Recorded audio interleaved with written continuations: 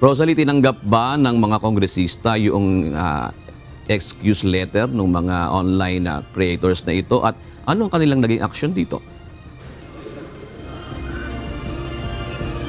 June, nasa 40 social media personalities ang inimbitahan sa kauna-unahang pagdinig ng House Triple Committee o ng Public Order and Safety, Public Information at Information and Communications Technology. Layo ng pagdinig na imbestigahan yung paglaganap ng cybercrimes, fake news at disinformation sa social media. Pero karamihan nga sa mga online content creators na ito ay hindi sumipot sa pagdinig, kaya pinapadalhan na sila ng show cause order at ang iba rin sa kanila ay iniimbitahang muli sa susunod na pagdinig.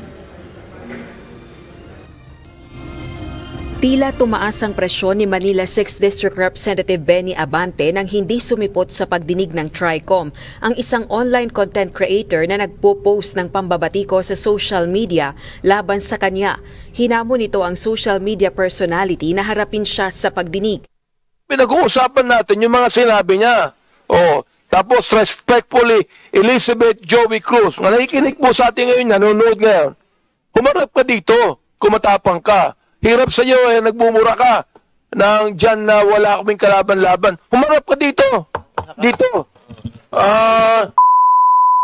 Isa lamang si Elizabeth Joey Cruz sa mahigit 30 online content creators na hindi sumipot sa hearing.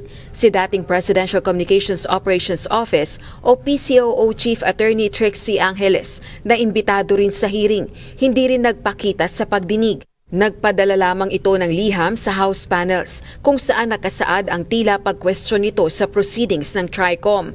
Bunsod nito naghain ng mosyon sa House panel si Abang Lingkod Party List Representative Caraps Paduano upang atasan ng Legal Department ng Kamara na pag-aralan ang posibilidad ng paghahain ng disbarment case laban kay Angeles.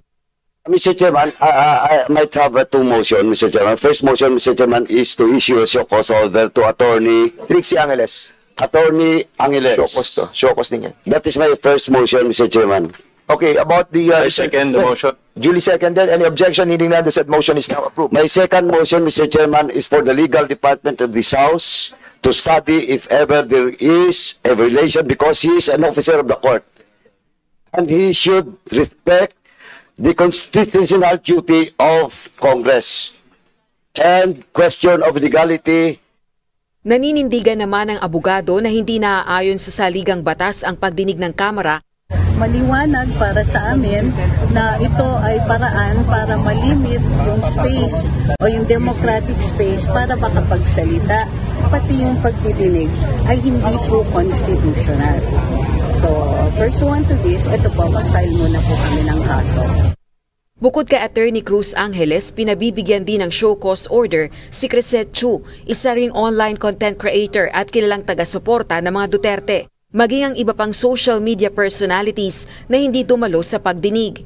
Iginigiit ng mga kongresista na layo ng pagdinig na bumuo ng mga polisiya upang magkaroon ng regulasyon at disiplina sa paggamit ng social media platforms. Sa gitna ito ng paglaganap ng cybercrimes, fake news at disinformation. Gayon din ay upang maiwasan ang pagkakaroon ng bastos na pananalita, paghahasik ng pagkakawatak-watak, personal na pag-atake at pambabash sa social media. Ayon sa ilang miyembro ng akadim, nakababahala kung paano ginagamit ng iba ang social media.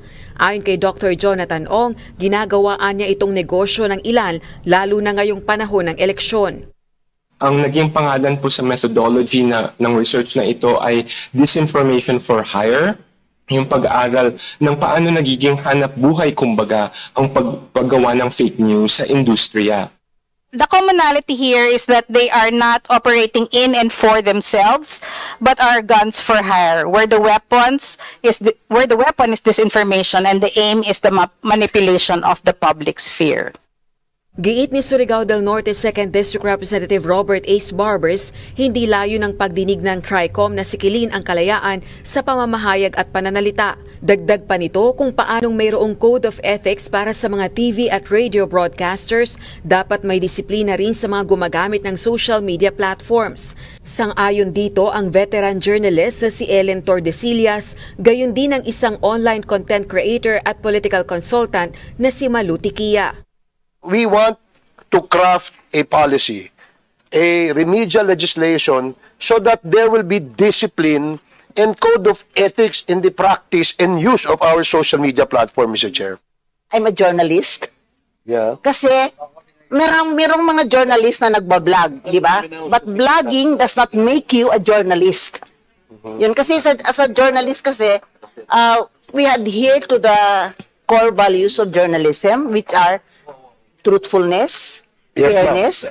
To directly respond to Congressman Barbers, yes. Okay. For the simple reason that the decency of the space has been crossed so much.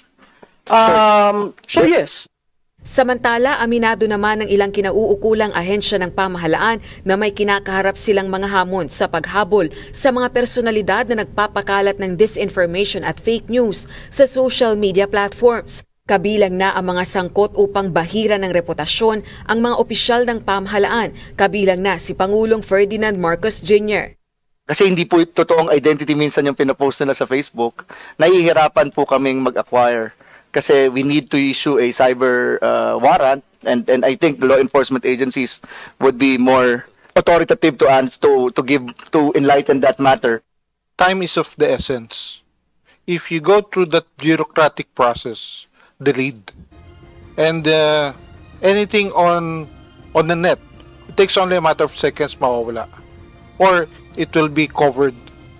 So if we have that particular authority, then we can preserve the pieces of evidence.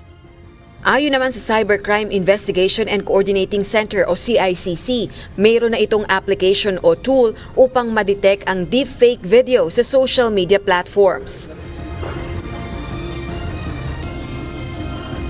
June, wala ring dumalo na mga kinatawan mula sa malalaking social media platforms, partikular na ang Meta at Facebook, gayon din ang ByteDance at TikTok, kaya muli silang pinaiimbitahan sa susunod na pagdinig.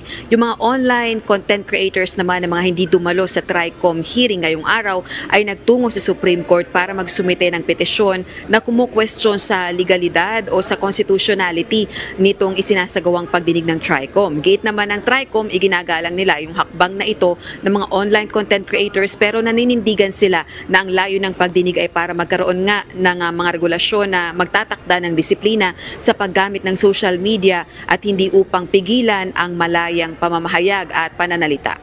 Balik sa iyo, June. Naitanong ba kanina, Rosalie, na kung halimbawa wala naman yung mga content creator doon sa pagdinig, makakabuo ba sila ng regulasyon, Rosalie?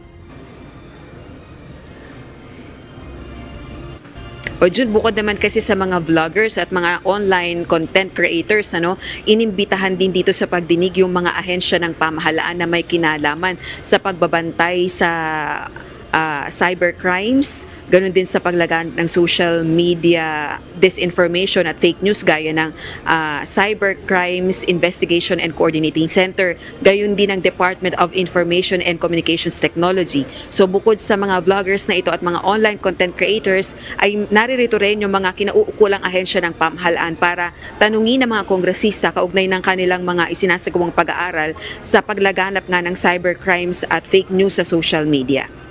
Nga, kung mapapansin mo nga yung mga datos na ipinakita ng DICT kanina, Rosalie, ang Pilipinas daw ay number 2 sa paggamit ng social media at 73 o 79% o 73% ng mga Pilipino, ng populasyon ng Pilipino ay gumagamit ito. Nasa 85 o 86 billion na gumagamit na kung lumalabas, kung hindi nga mababantayan itong social media, maraming Pilipino ang maaaring maligaw sa mga impormasyon na yan, Rosalie. O tama, June, yan ang isa sa mga unang punto ng DICT na isa ang Pilipinas sa pinakamadalas o pangalawa sa buong mundo sa paggamit ng social media katulad ng Facebook, ng TikTok, ganun din ng Instagram at iba pang social media platforms. Kaya maaaring maraming maging biktima ng paglaganap ng fake news, lalo na't wala nang nagre-regulate sa ngayon at nagbabantay sa paggamit ng social media. Ibig sabihin ay walang disiplina at madali lang mag-take down ng mga post. Meron ding pwedeng gumawa ng online account ng walang identity o hindi kilala. Kaya yun yung ipinupush o isinusulong ng mga mambabatas sa ngayon. Nabanggit ba sa pagdinig na hindi naman ito nakatuon lamang sa mga vlogger? Kasi parang malawak ito, Rosalie, kasi may mga scammer din naman sa social media. Meron din namang iba't ibang mga ginagamit ang platform na yan. Paano ba ito pinaliwanag kanina, Rosalie?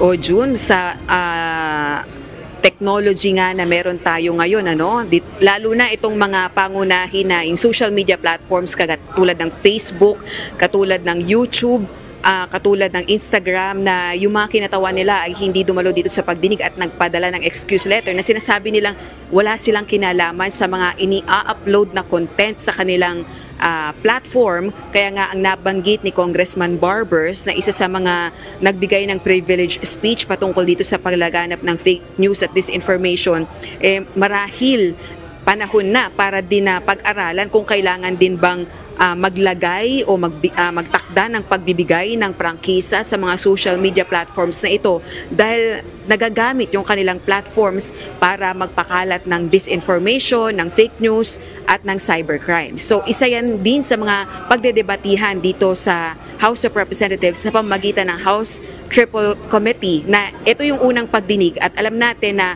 ngayong linggo na rin na ito magkakaroon ng break sa sesyon ng Kongreso, pero kanina sabi ni Representative Fernandez pwedeng ipagpatuloy yung pagdinig kahit naka-break ang sesyon. So napakalawak na issue na ito, kaya hindi din natin alam or hindi tayo nakatitiyak na kung aabot pa sa pagsasara ng 19 Congress sa June 2025 yung mga ipapanukala nilang mga batas para nga i-regulate yung paggamit ng social media.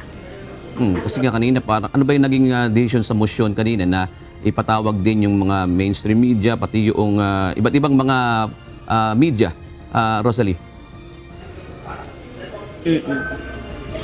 Ang nabanggit kasi ni Representative Fernandez, ngayong unang araw ng pagdinig ng House Triple Committee ay nakasentro dun sa social media personalities. So hindi kasama sa inimbitahan yung mga mainstream media na binabanggit ng isa sa mga partikular na kongresista kanina, particularly si Representative Marcoleta, na merong concern sa ilang mainstream media. Ngayon, ang isang mosyon na inihain ng isang kapwa niya kongresista na si Representative Caraps Paduano ay imbitahan sa susunod na pagdinig yung mga partikular na mainstream media na nais na makaharap ni Congressman Marcoleta. Pero sa kasalukuyan kasi ay wala pa tayong ideya kung ano ang schedule ng susunod na pagdinig ng House Triple Committee, kasi hanggang sa mga oras na ito nagpapatuloy pa rin ang pagdinig ng tatlong House panels. Alright, maraming salamat, Rosalie Cos, nagulan live mula sa House of Representatives.